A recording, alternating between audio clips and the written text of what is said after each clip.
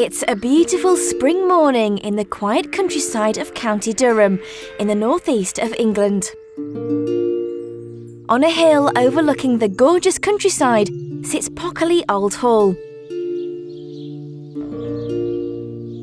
The new hall was built in the late 1700s and it's now a bustling hub of a home.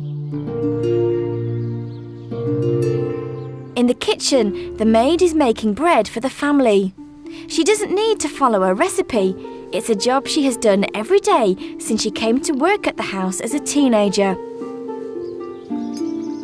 Down at home farm, the farmer is preparing a field for the crop of Swedes that will be planted soon. It's now Victorian times, but farming is still back-breaking work. In a time before tractors, the farmer relies on his workhorses and his own skill and experience to get the job done. Of course, none of this is real, but this is how life used to be in the northeast of England in the past. This is Beamish, the living museum of the north. Visitors come here to see how people used to live, eat, travel and work in the period from the 1820s to the early 1900s. Situated close to the city of Newcastle, Beamish is one of the most popular museums in the UK, with close to 500,000 visitors every year. And the museum's success is not exceptional. In modern times, there seems to be something of a resurgence in interest in how we used to live. Living history museums and carefully preserved ancestral homes are increasingly popular destinations for people to visit. So why do we seem more interested in seeing how people used to live than how they live now? Why are we so interested in the past? It's our heritage, it's where we come from. I live in a really old city, I live in Edinburgh in Scotland, and the history's everywhere. You walk down every street and it's full of old buildings and you imagine who might have lived there, 100 years ago, who stood where you were standing now. I think some people probably might not have been interested in finding out about their past and their heritage, but then they might be drawn to it because they fall in love with a book or a movie or a TV show that they're really interested in, and that sort of triggers some interest. Nearly everyone agrees that we have a lot to learn from the past. But do they agree that in the modern age, it is still important to keep the old skills alive? Definitely. I believe so. I think we need a little bit of the past to mingle a little bit with our present. Too much of, I think if we got rid of it, then we would just lose who we are. I think old skills in terms of cooking and baking will always be important in day-to-day life, but plowing with horses and knitting may not be as important. I think it's a great skill to have, but given modernization of technology and mass production of things, I think many of those skills are probably going to go by the wayside into the future.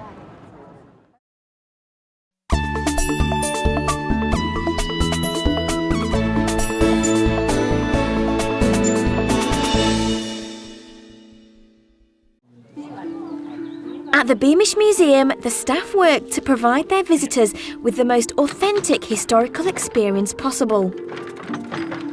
The museum opened in 1972, but work started on the collection long before that. In the late 1950s, the old customs and traditions of the northeast were starting to die out as industry in the region declined. The communities that used to serve the collieries, shipyards and farms were disappearing, and with them the old way of life was being lost. A project started to collect things from the past.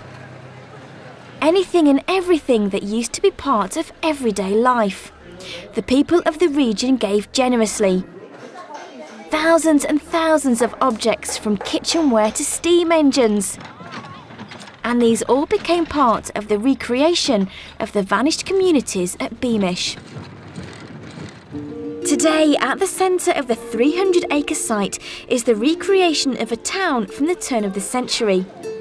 The town is complete with homes, shops where you can buy handmade sweets, and even a local dentist.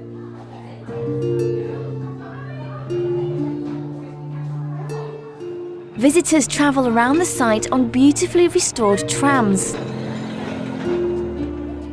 They can visit Pockley Old Hall to see how life was lived by the local landowner, his family and staff. And they can visit a colliery village from 1913 and see the cramped workers' terraces where women used to bake bread in communal ovens behind their houses. They can also see the local school where the boys and girls were educated separately, and the tiny pit ponies who used to work down the mines. Visitors can even get an authentic taste of the past from this takeaway where the cooking is still done with coal fires, just like it used to be. And the fish and chips are just as popular and delicious as they have always been. And more than just a museum, Beamish has become an invaluable educational resource. As well as offering its visitors a glimpse into how life used to be lived, it helps to preserve and pass on old skills through a range of short courses. The old ways are all brought to life by the costumed demonstrators who work at the museum. It's their job to interact with the visitors, to provide insight and explanations of the world around them. Visitors range from primary school children to the elderly, and their reactions to the experience can be very different. Sonia works as a maid at Pockley Old Hall. So what do the older visitors find interesting when they come to see her in the kitchen? Really, they're interested in the things that they can remember from their childhood or from their grandmother's house. So it's, oh, I used to have one of those, or I can remember when we used to use this. You know, a lot of things, although we're set in the 1820s, a lot of things carried on until early last century. So things, you know, if things weren't broke, you didn't replace them. So things went from generation to generation to generation. And how is this different from her younger visitors? The children, when they come, they're absolutely amazed by the fire. A lot of them have never seen a real fire before. Some of them are actually quite reticent. They don't really want to go too near it because obviously they've been told, stay away from fire. Sonia learned her baking skills the traditional way. And after working at Beamish for many years, she is used to her life as an 1820s maid. And there are few things in the modern world that she couldn't live without. Well, the skills that I'm using today are skills that have been passed on from mother to daughter through generations. So I'm just doing what my mother used to do and what my grandmother used to do. I think I could pretty much live without everything that we take for granted today. But the one thing I think I couldn't really live without is international travel. The ability to move from one country to another with such ease, I think, is very underrated. The author L.P. Hartley once wrote that the past is a foreign country. They do things differently there. At the Beamish Museum, they make visiting this foreign country as enjoyable as possible. But they also help to keep it easily accessible to every generation.